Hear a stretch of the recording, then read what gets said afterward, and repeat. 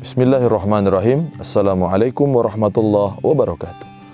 Alhamdulillah, assalatu wassalamu ala rasulillah wa ala alihi wa sahbihi wa man wala, amma ba'du. Ikhwatal iman, para sahabat, kaum muslimin dan muslimat, dimanapun anda berada, kita kembali lagi di dalam pertemuan kita, kajian kita, yaitu mengenai kepribadian Nabi Muhammad sallallahu alaihi wasallam. Sampailah kita kepada bab yang ke-24, yaitu babu majaa fi sifati khubzi Rasulillah sallallahu alaihi wasallam, yaitu bab tentang jenis roti yang dimakan oleh baginda Rasulullah sallallahu alaihi wasallam. Di dalam kajian ini mudah-mudahan tersentuhlah kita semua. Dapatlah kita jadikan renungan tentang kepribadian dan keseharian baginda Rasulullah sallallahu alaihi wasallam. Aisyah radhiyallahu anha pernah mengatakan, "Ma syabi'a alu Muhammadin min khubdhish sya'ir yaumaini mutatabi'ain hatta qubida Rasulullah sallallahu alaihi wasallam." Apa kata Aisyah radhiyallahu anha? Keluarga Nabi tidak pernah makan roti syair sampai kenyang 2 hari berturut-turut hingga Rasulullah sallallahu alaihi wasallam wafat. Jadi keluarga Nabi tak pernah kenyang makan roti syair. Tahukah para sahabat apa itu roti syair? Roti syair itu adalah gandum yang mempunyai level yang paling rendah.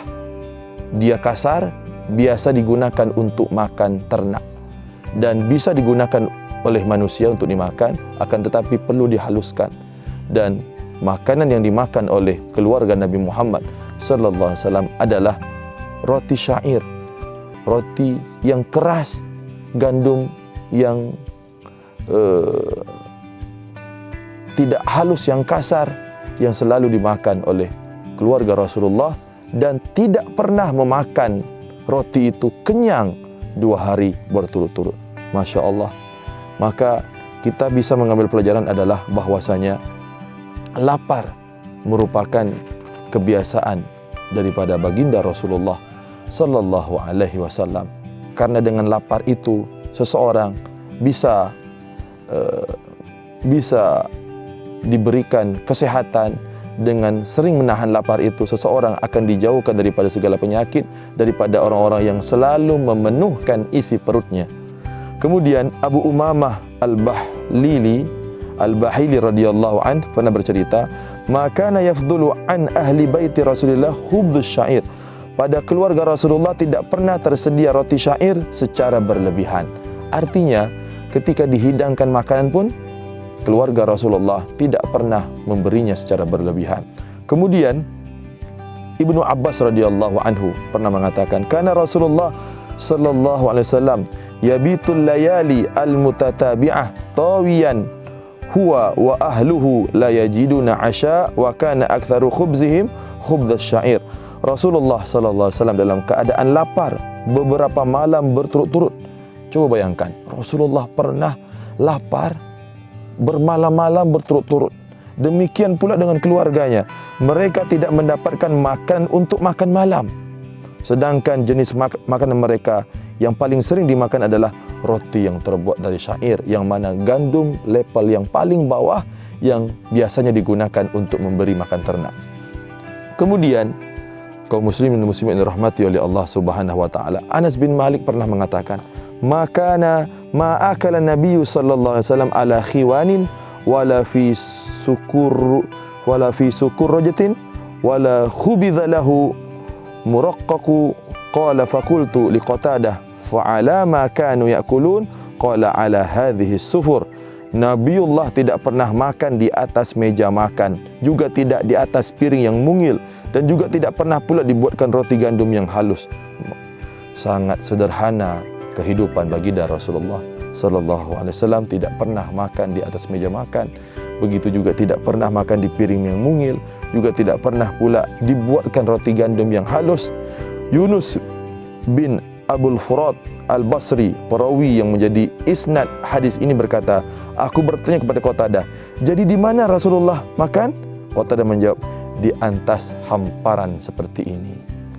Begitulah saking sederhananya kehidupan Rasulullah sallallahu alaihi wasallam.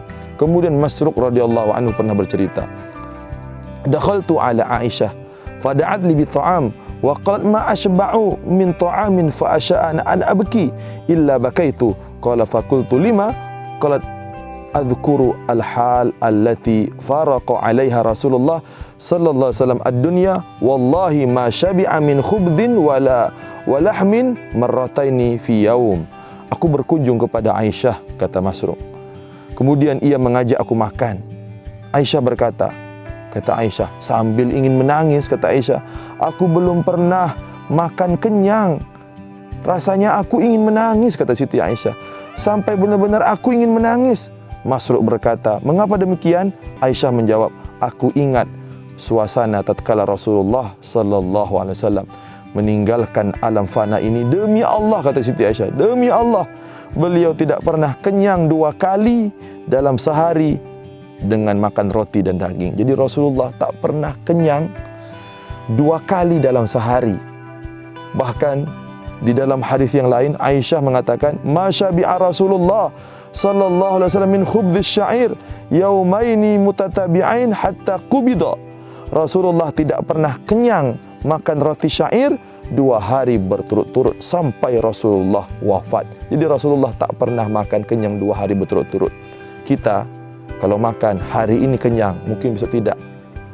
Makan siang ini kenyang, mungkin malam tidak. Atau mungkin setiap kali makan kita dalam keadaan kenyang, tapi Rasulullah sallallahu alaihi wasallam tidak pernah makan kenyang berturut-turut.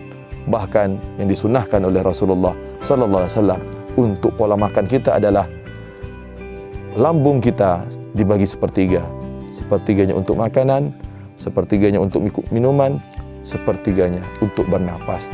Janganlah kita jadikan perut kita setengahnya untuk makanan, setengahnya untuk minuman. Itulah yang membuat kita berat untuk beribadah, malas untuk beribadah, malas untuk bangun malam. Semoga kita dapat mencontohi baginda Rasulullah sallallahu alaihi wasallam. Wallahu a'lam bishawab. Assalamualaikum warahmatullahi wabarakatuh.